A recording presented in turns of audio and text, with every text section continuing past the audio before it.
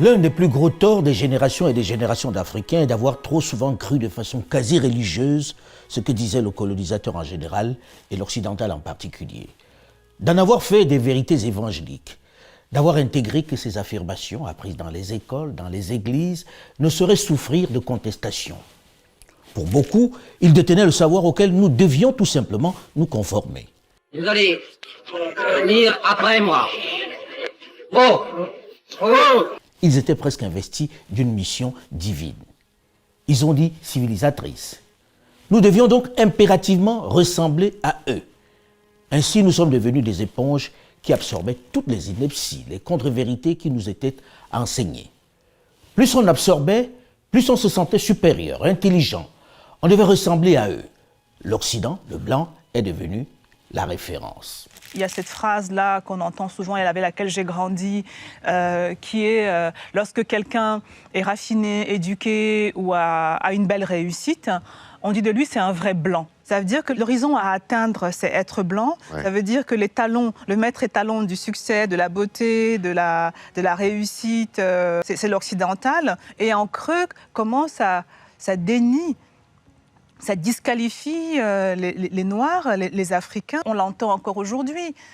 Combien de fois je me suis fait traiter de vraie blanche comme un compliment, ce qui pour moi est une insulte extrême. Une survivance de l'héritage colonial où ce qui était blanc était forcément bon et paré de toutes les vertus et qualités. C'est vrai, on le dit souvent dans nos familles. Mais tout ceci était encore plus vrai jusqu'à l'avènement du numérique qui a donné accès au reste du monde aux plus jeunes. Bien que la réalité n'ait pas encore beaucoup changé et qu'ils sont encore majoritaires à vouloir ressembler à l'autre, la critique du modèle occidental semble s'être durablement installée dans la nouvelle génération. J'ai envie de dire merci à Internet et ses réseaux sociaux. Bien que cet environnement soit truffé de fausses informations, d'intox et de manipulations les plus folles, elle a quand même peu à peu ouvert les yeux à une jeunesse moins réceptive, plus critique et plus au courant du fonctionnement de la planète. Elle a mis au grand jour cet art de transformer le mensonge en vérité, de faire ingurgiter des pensées fausses au plus grand nombre en laissant penser qu'on lui apporte l'information et la culture. L'art de conditionner les esprits, d'imposer très insidieusement sa pensée. Mais les jeunes Africains, notamment des villes et de la diaspora, ont surtout découvert combien l'école suppléée par les médias internationaux, avec leurs impressionnants moyens techniques et financiers, ont façonné la pensée du plus grand nombre. Comment au fil des siècles, on les a convaincus qu'ils étaient des sous-hommes et que l'Occident est supérieur et impose sa vision du monde. Désormais, cette jeunesse s'emploie, avec plus ou moins de succès pour l'instant, à mettre à nu certains éléments de ce narratif qui les maintient dans une position de sous-homme. Et pour moi, l'un de ces plus gros mensonges auxquels on doit s'employer, malgré la critique et les attaques, à lui tordre le cou, est celui-ci.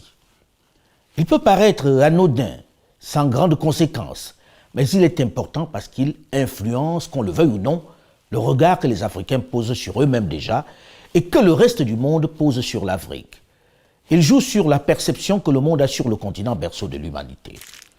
Regardez cette carte du monde, cette map monde, celle qui circule depuis des siècles partout sur la planète, celle qui sert de référence, celle que l'on utilise dans les écoles du monde entier. On observe que l'Afrique est bien plus petite que l'Europe, presque de la même taille que l'Amérique. Et pourtant, dans la réalité, la superficie de l'Afrique, c'est 30 millions de kilomètres carrés. Elle fait près de 2 fois celle de la Russie, qui est de 17 millions de kilomètres carrés. Regardez bien. Sur les maps monde, le Groenland est plus grand que l'Afrique. Mais en réalité, le Groenland a la même superficie que la seule République démocratique du Congo, sinon légèrement inférieure. L'Afrique peut contenir 10 fois le Groenland. Même si les spécialistes qui reconnaissent que cette représentation qui minimise l'Afrique provient de l'impossibilité de représenter fidèlement la boule qu'est notre planète sur le papier.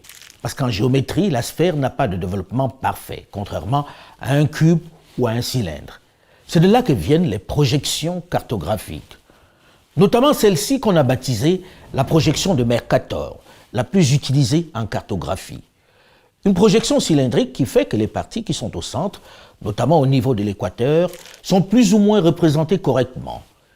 Et que plus on s'en éloigne, plus des déformations interviennent et atteignent leur maximum au pôle. Ce qui fait que le Groenland, qui a la même superficie que la RDC, sinon légèrement inférieure, apparaît plus grand que le continent africain tout entier. La France semble avoir la même dimension que le Mali. Pourtant, le Mali, 1 240 190 km², a une superficie qui est le double de celle de la France, 543 900 km². Le problème de cette représentation a une origine plus lointaine que les questions géopolitiques qui provoquent la polémique. En fait, le nœud de la question est l'impossibilité de représenter fidèlement la boule qu'est notre planète sur papier. Impossible de respecter les proportions exactes d'une sphère lorsqu'on la représente sur une surface plane. D'où les travaux consistant à trouver la meilleure formule, la meilleure projection. Une autre projection existe. Contrairement à celle de Mercator, la projection dite de Peters, qui respecte la proportion entre les surfaces sur la carte et les surfaces réelles. Ainsi, les rapports entre les surfaces des pays sur la carte correspondent aux rapports de leurs surfaces réelles. L'Afrique apparaît bien 14 à 15 fois plus grande que le Groenland.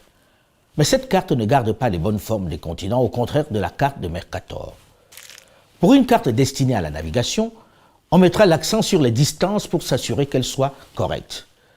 Pour une carte devant servir à la prise de décision, on privilégie la superficie. Par exemple, sur une carte basée sur la projection de Robinson, les différences de superficie entre l'Afrique et le Groenland sont beaucoup plus respectées. On peut voir sur la carte que l'Afrique peut contenir 10 fois le Groenland. C'est en fonction donc de son objectif que l'auteur choisit ce qui sera mis en avant sur les cartes, soit la distance, soit la superficie. À ce moment, on peut se demander pourquoi la projection de Robinson n'est pas plus souvent utilisée que celle de Mercator. En réalité, en fonction de qui fait sa carte et de l'endroit où il veut diminuer les déformations, l'autre partie sera forcément lésée. Il faut savoir que la carte est un outil politique. Par exemple, en fonction de qui fait la carte de l'Afrique, il y a ou il n'y aura pas la République arabe sahraoui parmi les pays. C'est en fonction de son objectif que l'auteur choisit ce qui sera mis en avant sur les cartes. On pourrait se demander pourquoi on ne retrouve pas une carte faite sur des projections équivalentes, plus fidèles en matière de proportion, dans les salles de classe. Même dans les salles de classe en Afrique, c'est la carte faite sur la base de la projection de Mercator qui est affichée. Un enfant africain qui grandit en voyant ces cartes, sans que les nuances ne lui soient expliquées, peut se dire que de toute façon, le continent est si petit que ce n'est pas étonnant qu'il ne soit pas une priorité. Par exemple, pourquoi les politiques de planning familial visent en priorité l'Afrique, alors qu'en réalité, le continent est sous-peuplé, oui. L'Inde en superficie, c'est 1,5 fois la RDC, deuxième plus grand pays d'Afrique. Et il a pourtant 1,3 milliard d'habitants, c'est-à-dire la même population que tout le continent africain. Pourtant, on estime que le Congo est surpeuplé avec 100 millions d'habitants. Le Bangladesh, environ 150 000 km², 2,5 fois plus petit que le Cameroun par exemple, à 160 millions d'habitants, contre moins de 25 millions pour le Cameroun, qui a presque 2,5 fois sa superficie. Plus près de nous, la France, qui a la moitié de la superficie du Mali, c'est 60 millions d'habitants contre un peu plus de 20 millions de Maliens. Le Niger, que l'on présente comme le champion du monde de la natalité galopante, c'est plus du double de la superficie de la France, c'est-à-dire 1 267 000 km² pour 25 millions d'habitants, c'est-à-dire même pas la moitié de celle de la France donc. Je vous épargne le cas de la Chine.